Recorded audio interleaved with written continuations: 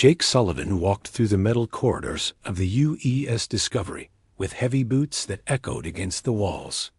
The ship was huge and cold, filled with the constant hum of engines and air systems. He had been the chief engineer for 3 years now, and he knew every pipe and wire in this floating city among the stars. Today was different, though. Today he was getting a helper. The captain had called into her office yesterday morning.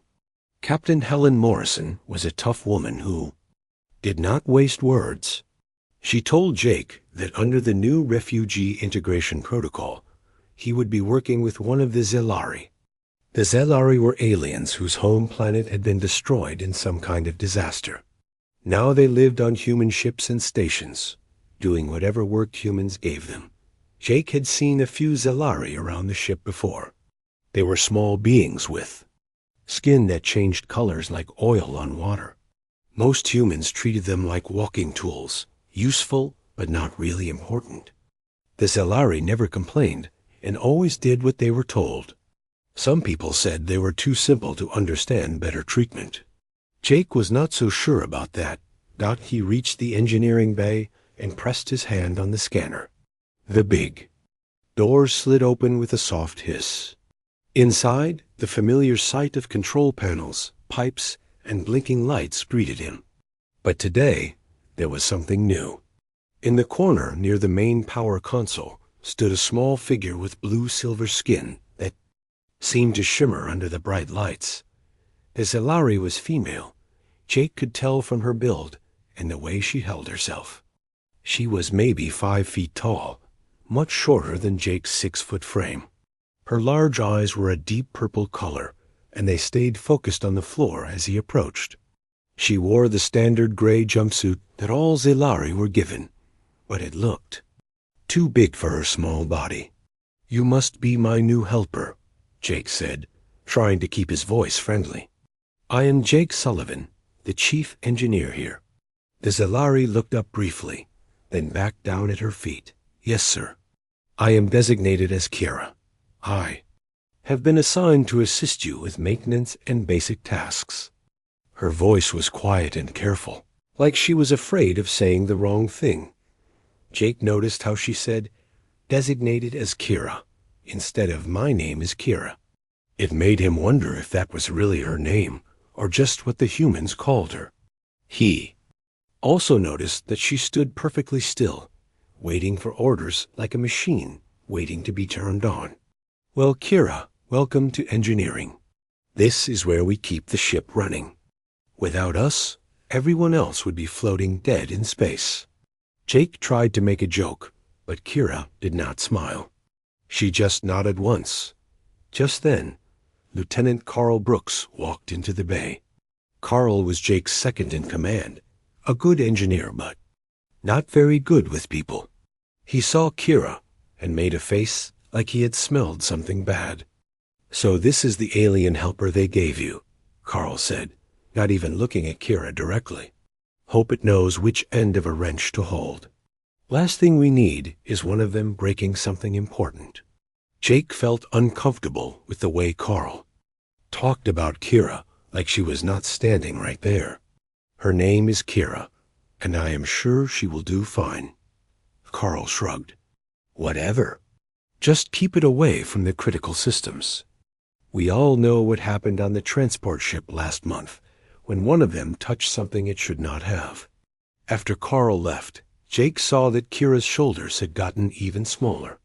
Her purple eyes looked sad, though she tried to hide it. Jake had heard the story Carl mentioned. A Zelari worker had accidentally triggered an alarm while cleaning, and the crew had blamed him for nearly causing a disaster. Nobody had bothered to check that the alarm system was already broken. "Do not mind Carl," Jake said. "He is suspicious of everyone at first. Tell me, what kind of work did you do before you came here?" Kira hesitated, like she was not sure if she should answer. "I worked with energy systems on my homeworld. I studied quantum mechanics and power distribution networks."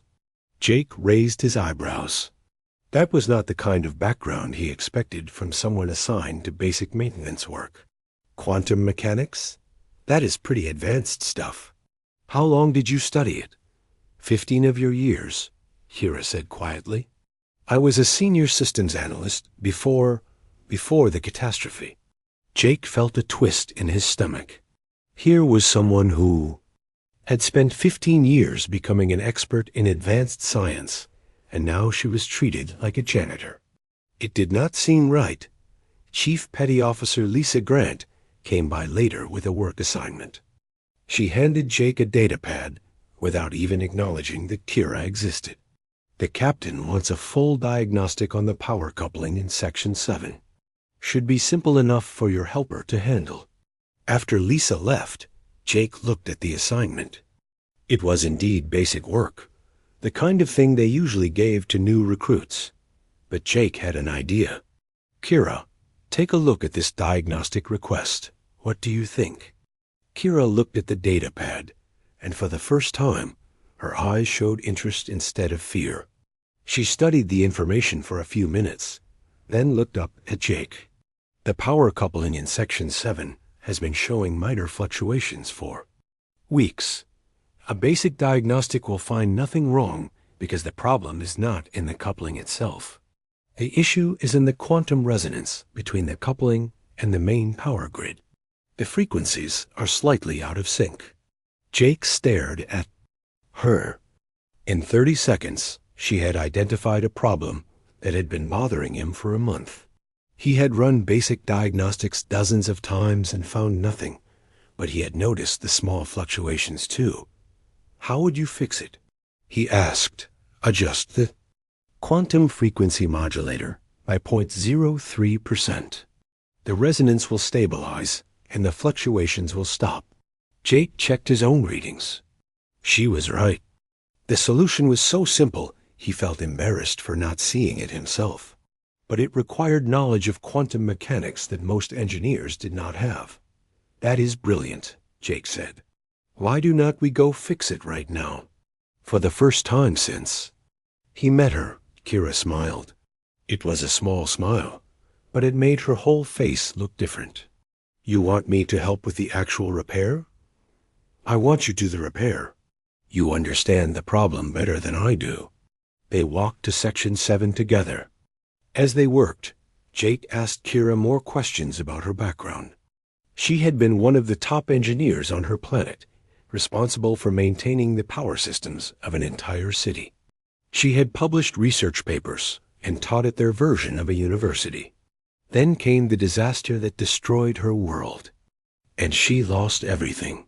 How many other Zalari on this ship have backgrounds like yours? Jake asked. Most of us were professionals, Kira said as she carefully adjusted the frequency modulator. Scientists, engineers, doctors, teachers. But humans do not ask about our previous work. They see us as refugees who should be grateful for any job. Jake watched her work.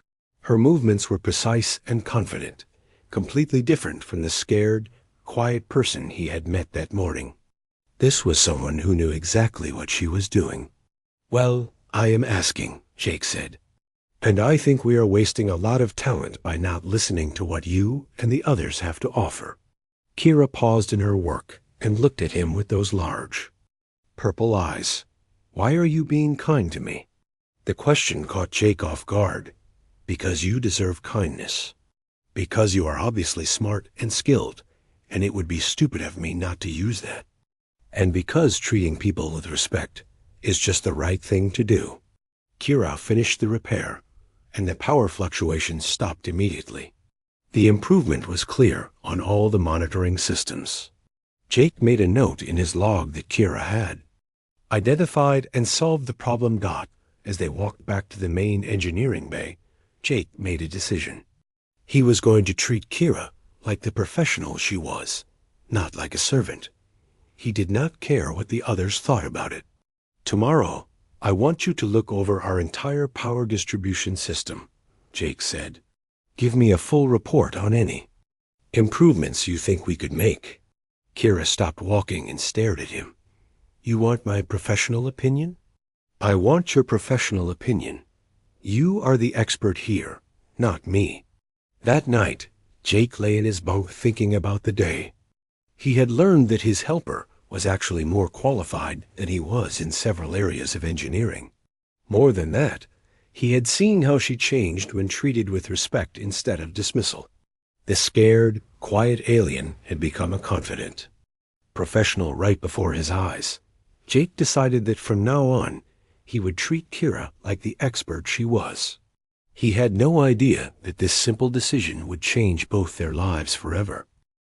The next morning, Jake arrived at engineering to find Kira already at work. She had 3 data pads spread out on the main console and was making notes on each one. Her purple eyes moved quickly as she read through system reports and technical specifications. When she saw Jake, she stood up straight and waited for him to speak first. "Good morning, Kira. Did you sleep well?" Jake asked as he poured himself coffee from the machine near his desk. "Yes, sir. I have completed the analysis you requested." Kira held out one of the data pads. "I found 17 areas where we could improve efficiency by 12% overall." Jake took the pad and started reading. Each suggestion was explained in simple terms with detailed technical reasoning. The improvements were clever and would save the ship significant power while making all systems run more smoothly. Any one of these ideas would have taken Jake weeks to develop, but Kira had come up with 17 of them in one night. "This is incredible work," Jake said. "How long did this take you?" 4 hours. I have been awake since 0300 hours. Kira looked worried, like she might have done something wrong. "I hope that was acceptable." "More than acceptable. This is professional level analysis." Jake made a decision. "I am going to implement all of these suggestions and put your name on the report to the captain." Kira's eyes went wide. "You do not need to mention my name. I am just a helper. No, you are an engineer, a very good one. And engineers get credit for their work." Lieutenant Carl Brooks chose that moment to walk into the engineering bay. He saw the data pads and heard the last part of their conversation. His face showed disapproval as he looked from Jake to Kira and back again. "Jake, can I talk to you privately?" Carl asked, nodding toward the small office attached to the main bay. Jake followed Carl into the office, leaving Kira at the console. Carl closed the door and turned to face him with crossed arms. "What are you doing out there?" Carl asked. "You are treating that alien like it is one of us. Her name is Kira, and she just saved us weeks of work with these system improvements." "It is a helper, Jake. Helpers follow orders. They do not make suggestions or get credit for anything. That is how the system works." Jake felt his temper rising. The system is stupid if it wastes talent like this. "Did you know she has 15 years of experience with quantum mechanics? She was a senior engineer on her homeworld." "I do not care." "If she built the entire planet herself," Carl said.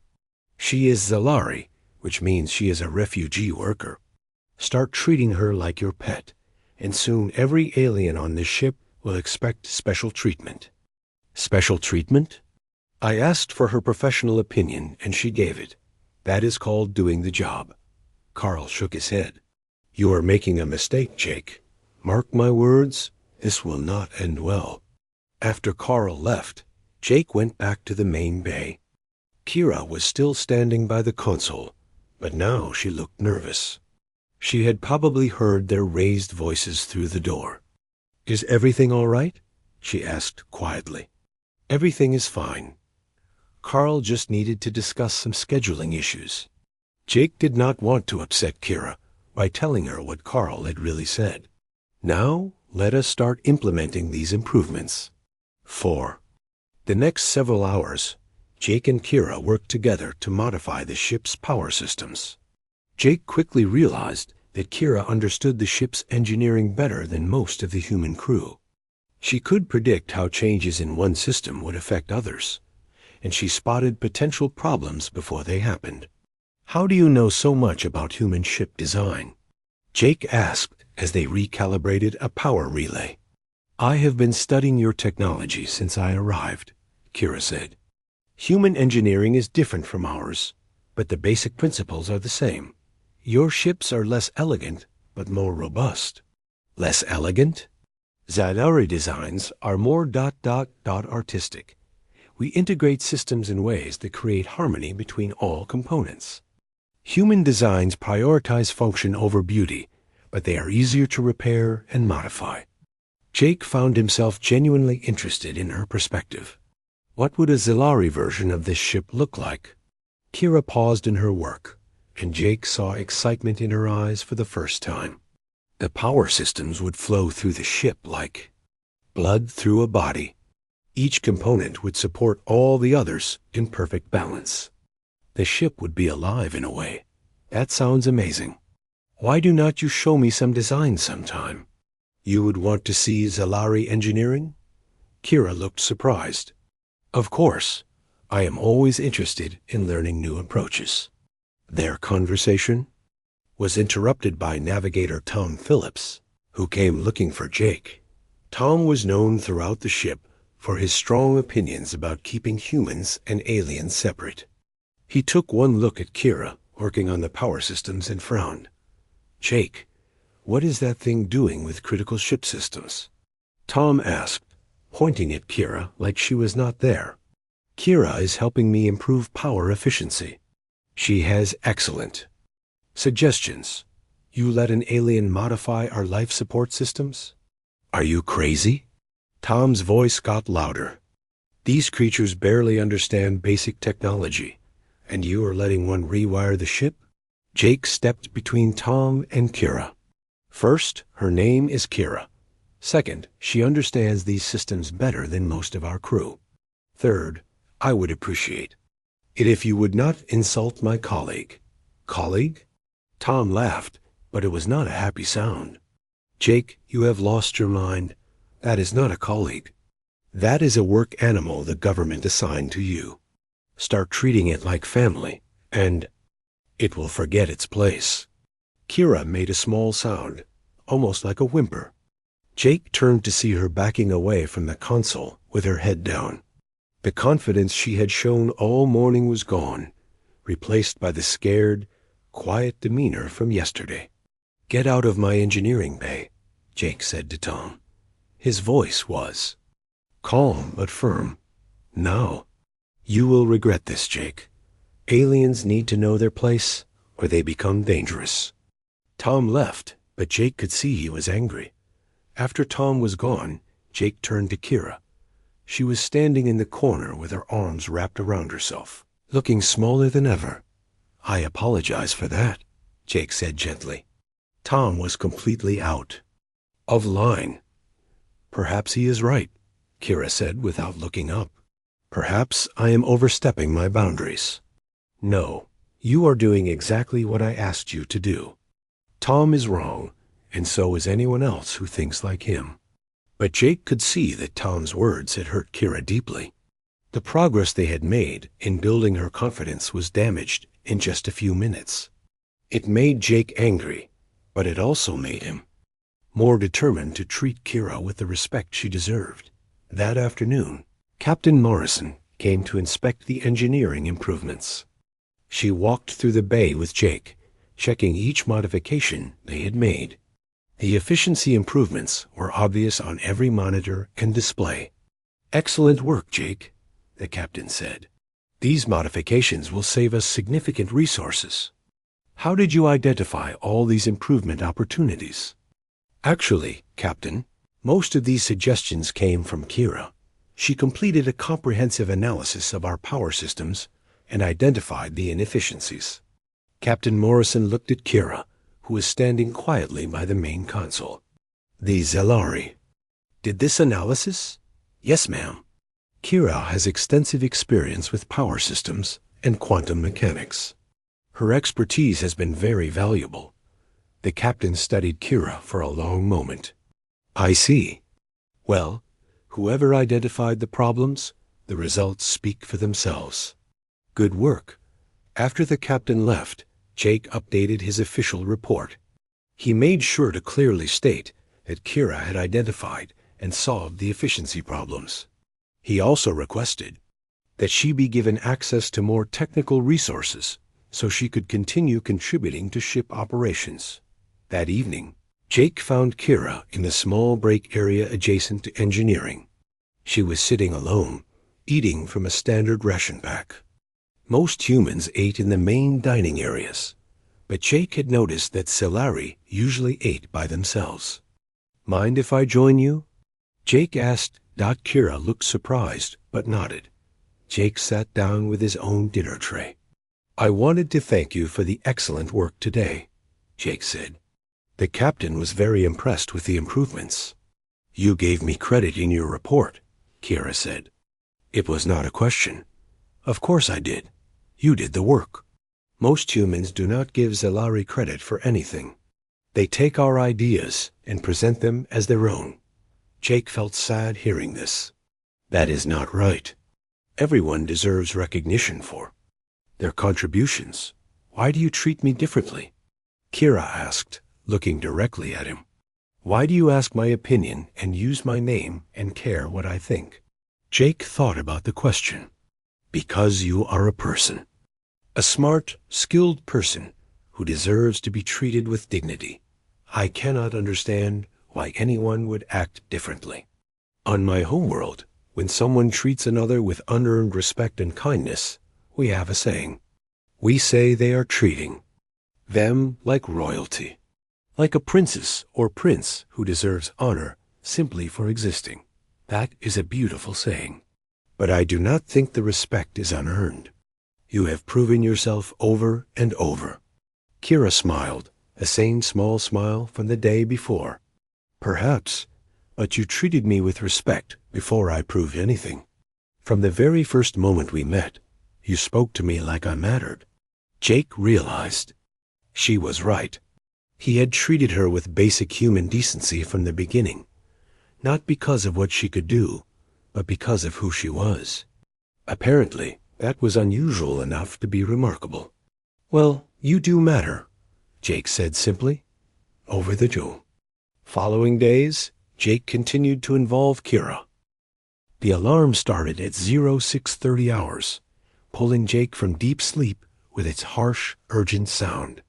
Red lights flashed in his quarters as the ship's computer announced in its calm, mechanical voice, "All senior staff report to stations immediately. Critical spatial anomaly detected ahead." Jake pulled on his uniform and ran through the corridors toward engineering. Other crew members moved quickly past him, their faces showing the controlled worry that came with real emergencies. The U's. Discovery had encountered dangerous situations before, but something about this alarm felt different. In the engineering bay, Jake found controlled chaos. Officers moved between control panels, checking readings and running diagnostics. Lieutenant Carl Brooks stood at the main display, his face pale as he studied the sensor data. "What have we got, Carl?" Jake asked as he took his position at the chief engineer's console. "Something big, Jake, really big. Look at this." Carl pointed to the main screen, which showed a swirling mass of energy and distorted space directly in their path. "It is a spatial anomaly about 50 kilometers across. The sensors cannot get clear readings on what is inside it." Jake studied the data. The anomaly was unlike anything he had seen before. Space itself seemed to be twisted and folded in impossible ways. Energy readings fluctuated wildly, and the gravitational effects were beyond what their computers could calculate. "Can we go around it?" Jake asked. "Negative. It appeared right in front of us, and it is expanding. We have maybe 20 minutes before we get pulled in, whether we want to or not." Captain Morrison's voice came over the communication system.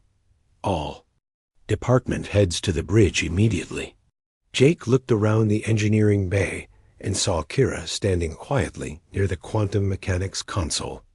She was studying the anomaly data with intense concentration, her purple eyes moving rapidly as she processed the information.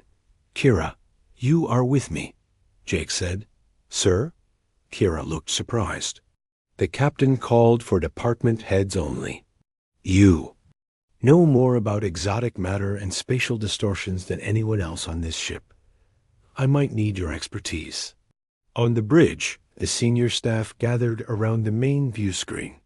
The anomaly filled the entire display, a writhing mass of impossible colors and twisted space. Captain Morrison stood with her hands behind her back, her expression grim. "Recommendations?" the captain asked. Navigator Tom Phillips spoke first. "We could try reversing course at maximum power, but the anomaly is expanding faster than we can retreat." "Weapons?" the captain asked. "Useless," replied the tactical officer. "This is not something we can shoot. It is a fundamental distortion of space-time itself." Chief Science Officer Dr. Patricia Wells stepped forward. "Captain, I recommend we try to ride it out.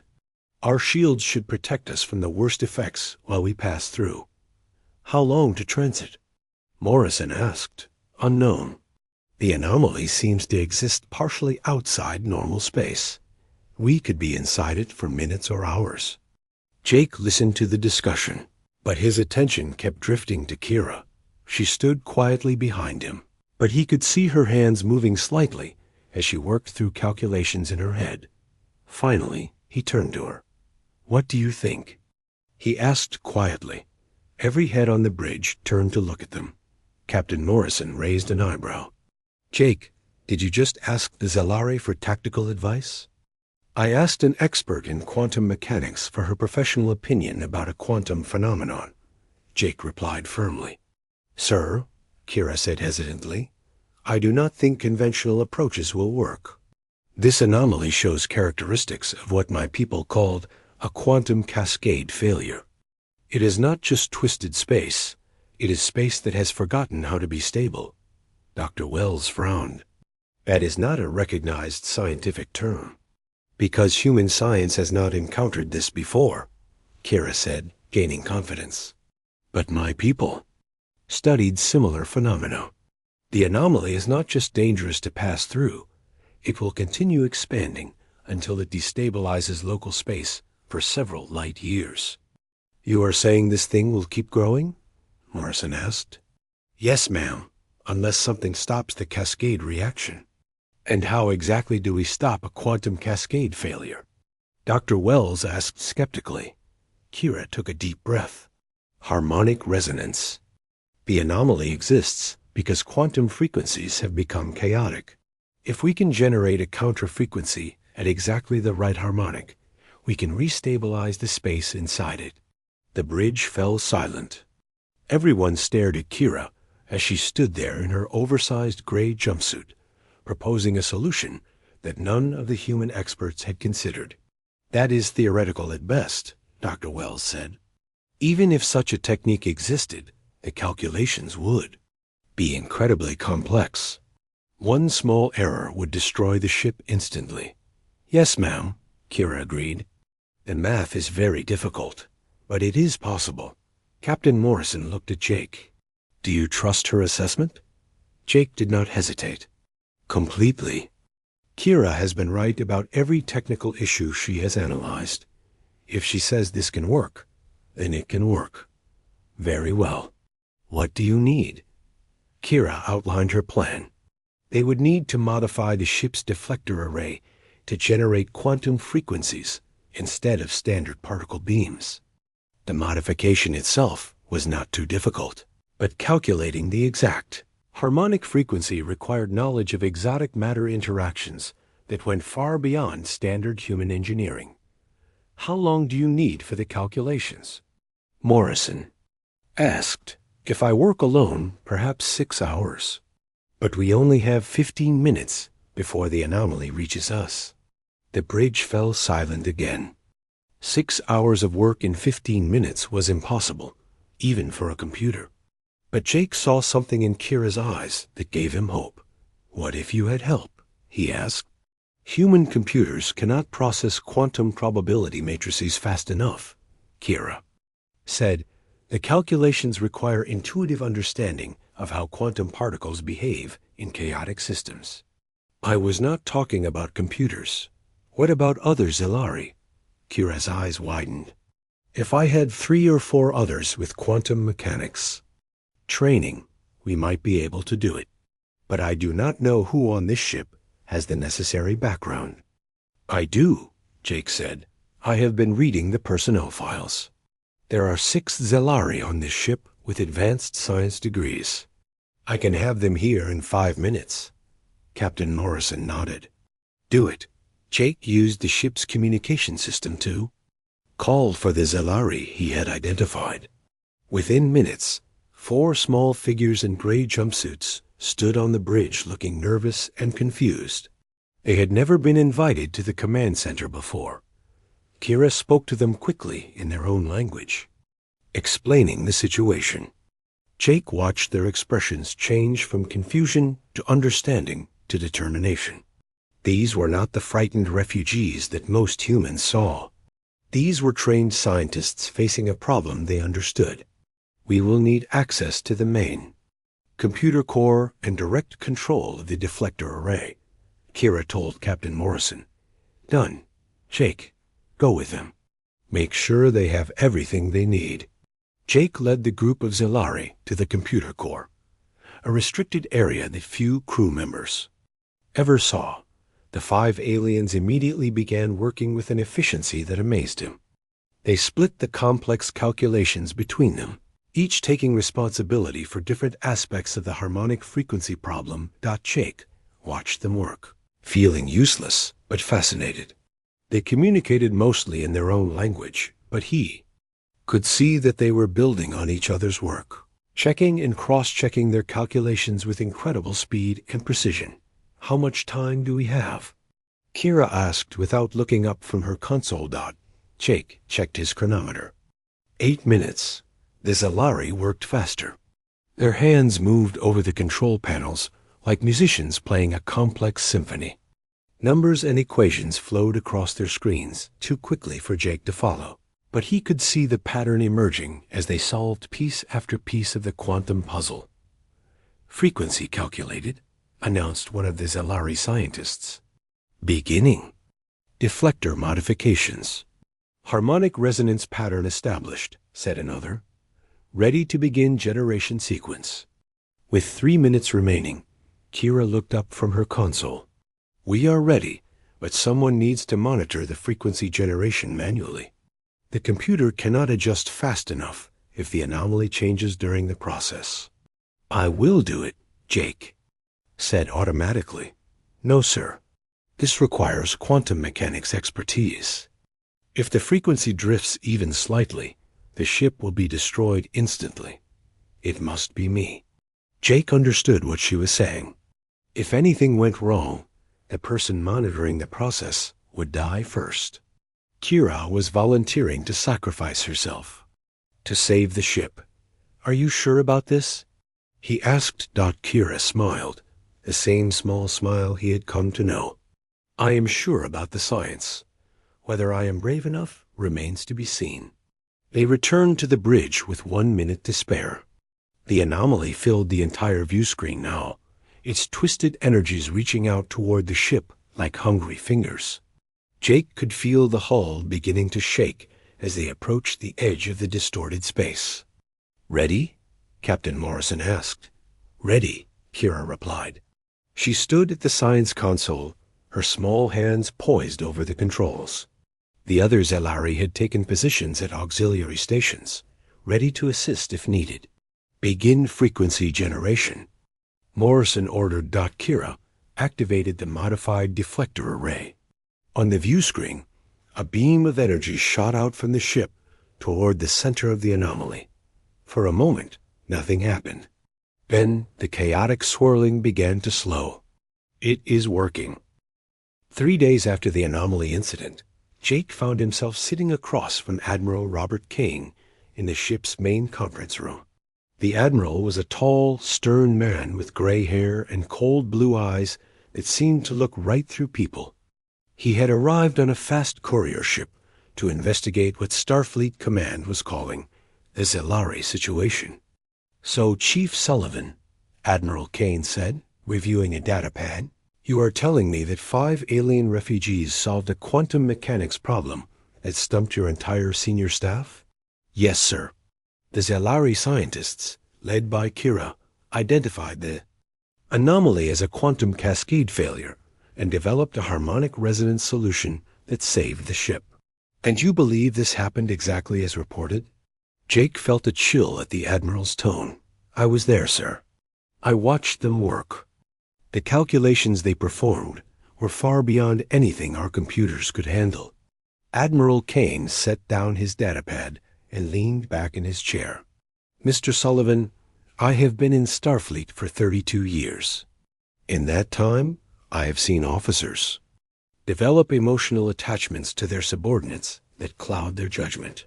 I have also seen ambitious individuals fabricate heroic stories to advance their careers. Sir, are you suggesting I falsified my report? I am suggesting that extraordinary claims require extraordinary proof. The idea that a group of refugee workers could outperform our trained scientists in their own field is difficult to accept. Jake felt his temper rising, but kept his voice calm. Perhaps that says more about our assumptions than about Zelari capabilities. The Admiral's eyes narrowed. Perhaps it does. Which is why I intend to conduct a thorough investigation. I will be interviewing every crew member who witnessed these events, and I will be testing your Zelari friend personally. After the Admiral dismissed him, Jake went looking for Kira. He found her in engineering, working on routine maintenance tasks. She looked up when he entered, and he could see worry in her purple eyes. The Admiral wants to test you, Jake said without preamble. He does not believe you could have solved the anomaly problem. Kira nodded slowly. I expected this. Most humans find it easier to believe we are simple than to accept we might know something they do not. Are you ready for his test? I am ready. But Jake, I want you to know something. Even if the Admiral decides I was lying or incompetent, even if they send me back to basic labor, these past weeks working with you have been the best of my time among humans. You treated me like a person when everyone else saw only a tool. Jake felt a knot form in his stomach. It is not going to come to that. You saved this ship. That has to count for something. But even as he said it, Jake was not sure he believed it himself. The next morning, Admiral Kane conducted his interviews.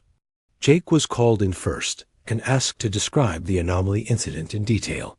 The Admiral took notes and asked pointed questions about every aspect of Kira's involvement. Did you at any point suggest solutions to the Zelari? Kane asked. No, sir. The harmonic resonance approach was entirely her idea. Did you have any prior knowledge of quantum cascade failures? No, sir. I had never heard the term before Kira used it. Are you certain you did not research the phenomenon and brief her beforehand? Jake stared at the Admiral. Sir, there was no time for research. The anomaly appeared, and we had 15 minutes to solve the problem. There were dozens of witnesses to the entire sequence of events. After Jake's interview, other crew members were called in. Jake tried to continue his normal duties, but he found himself distracted and worried. Everything depended on whether the Admiral would accept the truth or insist on believing that humans must be responsible for any real achievement.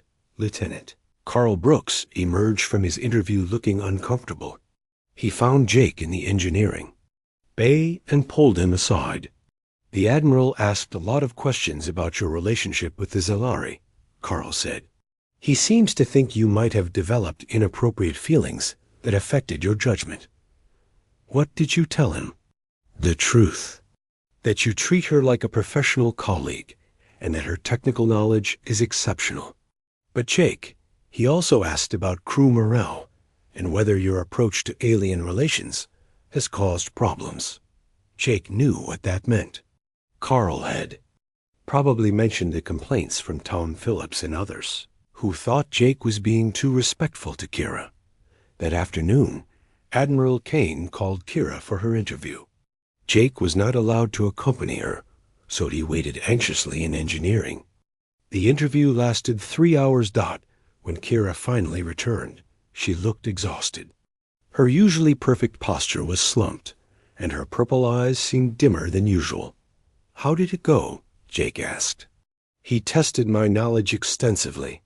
Quantum mechanics, exotic matter theory, spatial distortion mathematics.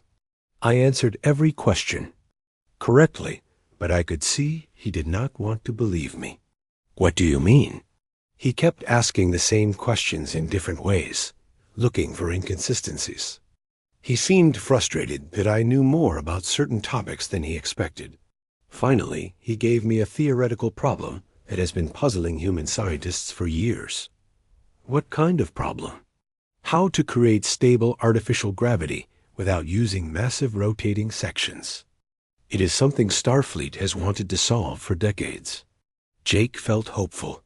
"And you solved it?" "Yes. It requires a quantum field manipulation technique that my people developed centuries ago." I gave him the complete mathematical proof and explained how to build the necessary equipment. That should convince him. Kira shook her head sadly. "I do not think so." When I finished the proof, he stared at it for a long time. Then he asked me where I had learned about this problem. When I told him it was in the Starfleet technical database available to all crew members, he seemed to think that proved I had somehow cheated. "Cheated how?" "He suggested that you had researched the problem and coached me on the solution." He could not accept that I might have solved it independently. Jake felt anger building in his chest. The Admiral was so determined to believe that aliens were inferior that he would reject clear evidence to the contrary. That evening, Dr. Patricia Wells stopped by engineering. She looked around to make sure they were alone, then approached Jake's desk. "I wanted you to know," she said quietly, "that I told the Admiral the truth about the anomaly incident. I confirmed that the Zellari scientists performed calculations that our computers could not handle, and that their solution worked perfectly." "Thank you, Patricia." "What was his reaction?" "He was not pleased. He asked me if I thought it was possible that you had somehow influenced their work without my knowledge. I told him that was ridiculous, but he seemed more interested in finding ways to discredit the Zellari than in understanding what actually happened." Dr. Wells left, and Jake found himself alone with his growing dread. It was becoming clear that Admiral Kane had made up his mind before he arrived on the ship. No amount of evidence would convince him that Zellari could be intellectual equals to humans. The next morning, Jake was summoned to another meeting with the Admiral. This time, Captain Morrison was also present, along with several other senior officers. "I have completed my investigation," Admiral Kane announced. "While I cannot find direct evidence of falsification, I have serious concerns about the procedures followed during the anomaly crisis." "What concerns?" Captain Morrison asked. "Chief Sullivan involved untrained alien personnel in critical ship operations without proper authorization. He allowed them access to restricted areas and sensitive systems.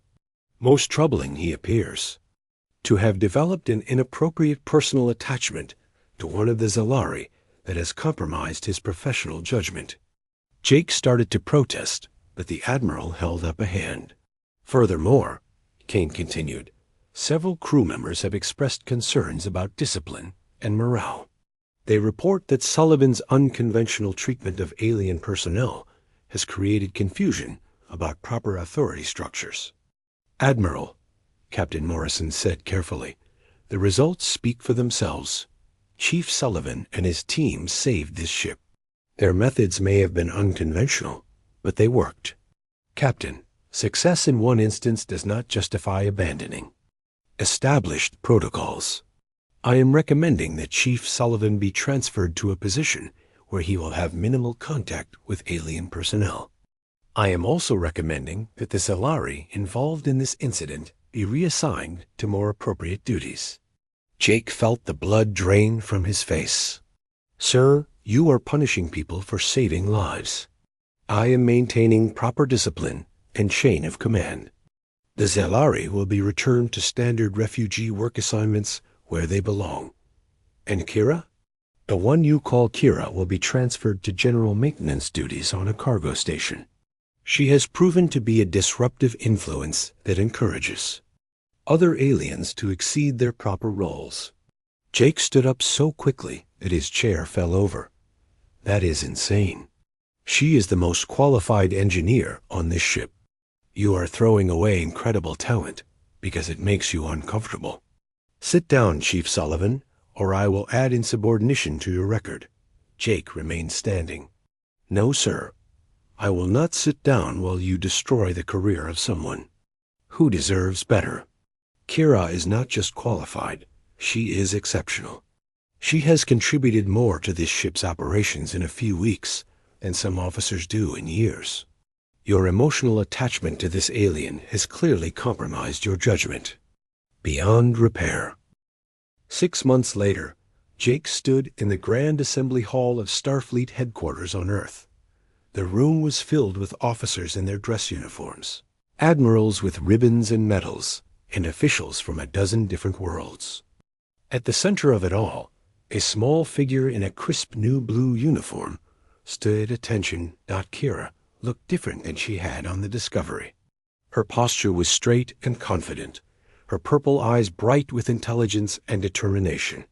The insignia on her collar marked her as a senior engineering consultant, the first Zelari ever to hold such a rank.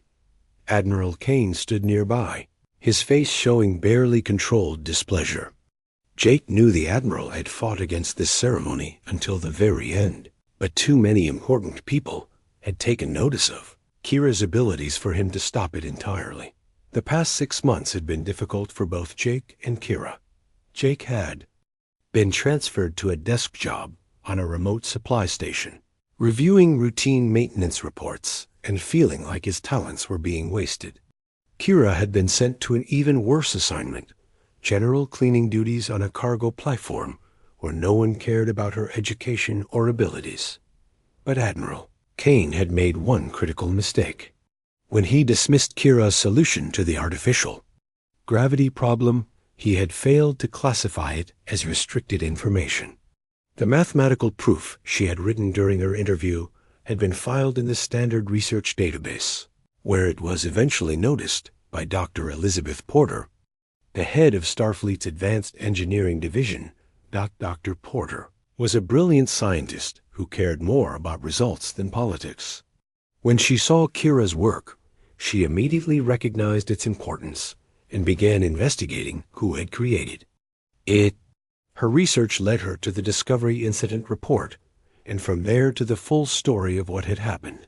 Within weeks, Dr. Porter had contacted Kira directly and arranged for her transfer to the Advanced Engineering Division. She also began a formal review of Admiral Kane's decisions, particularly his dismissal of qualified alien personnel.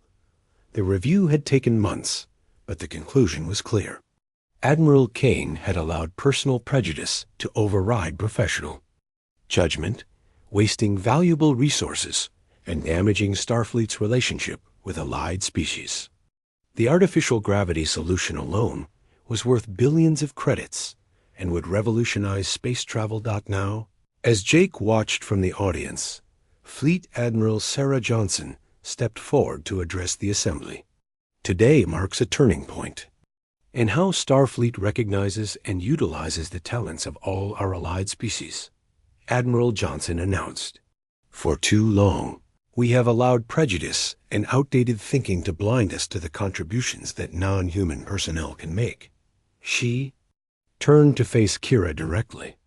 "Consultants Kira, your work on quantum cascade stabilization and artificial gravity generation represents breakthrough science that will benefit all spacefaring civilizations. More importantly, your example has inspired us to reconsider how we evaluate and assign personnel regardless of their species origin." The Admiral picked up a small device from the podium. "By the authority of Starfleet Command, and with the approval of the Federation Council, I hereby commission you as Senior Engineering Consultant with full authority to lead research projects and supervise mixed species teams." She attached the new insignia to Kira's uniform. Your first assignment will be to establish the Interspecies Engineering Initiative, a program designed to identify and develop talent among all Federation member species. The audience applauded, though Jake noticed that not everyone seemed enthusiastic.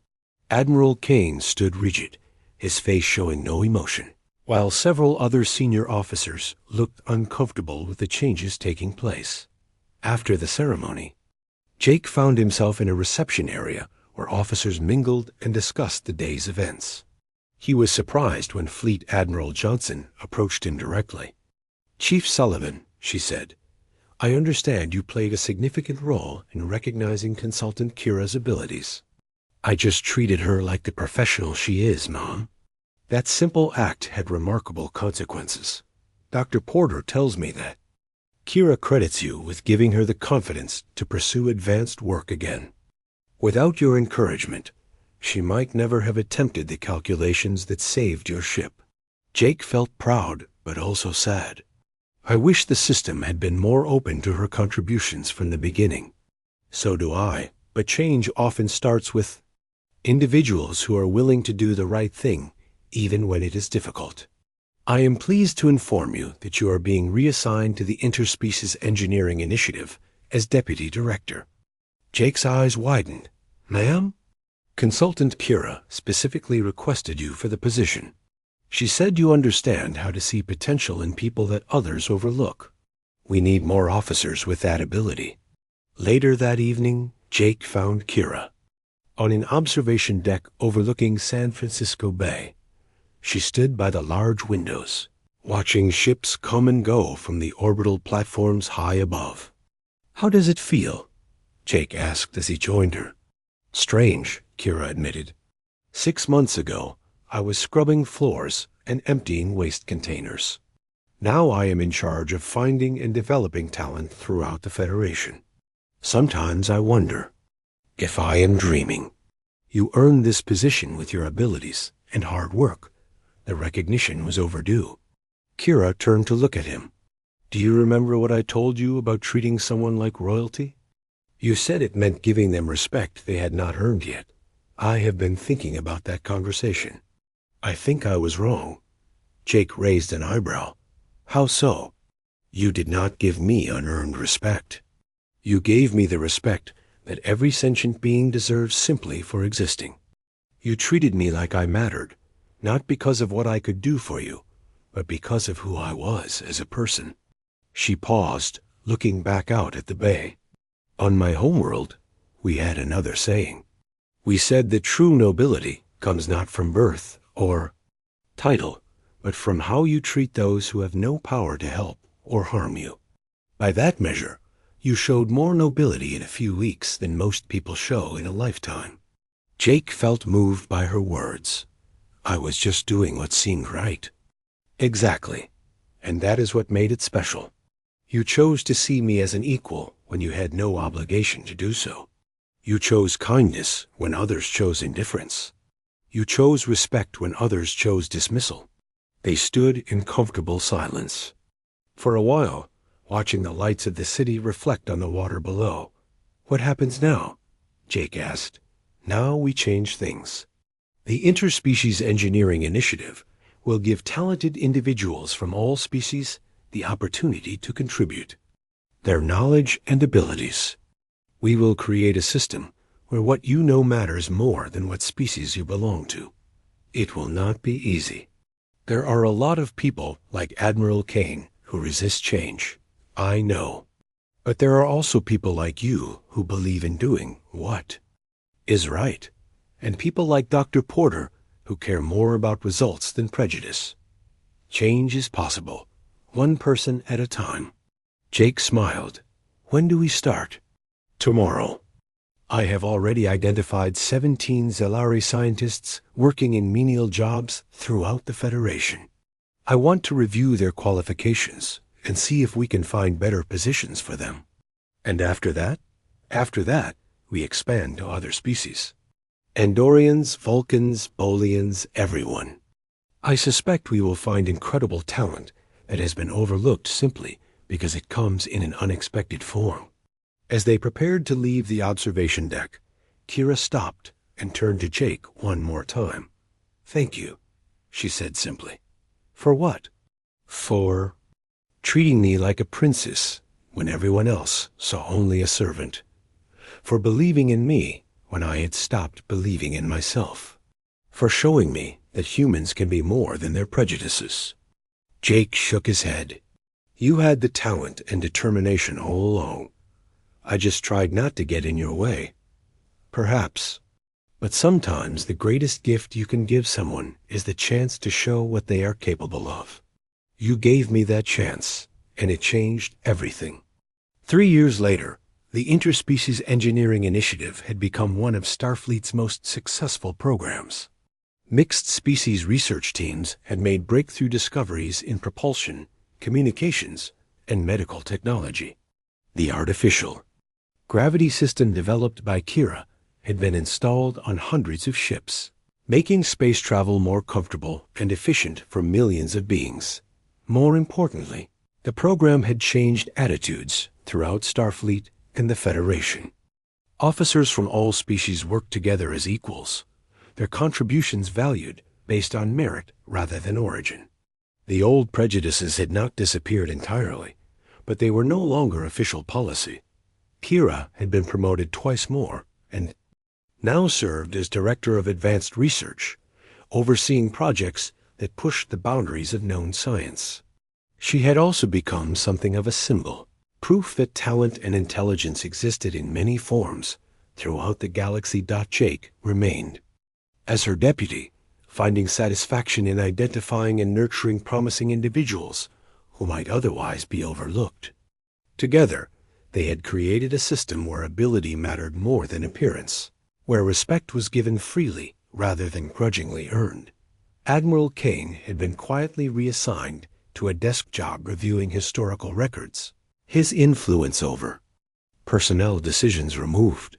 He never admitted that his prejudices had been wrong, but he could no longer act on them. On quiet evenings, when the work was done and the offices were empty, Jake would sometimes think back to that first day in engineering, when he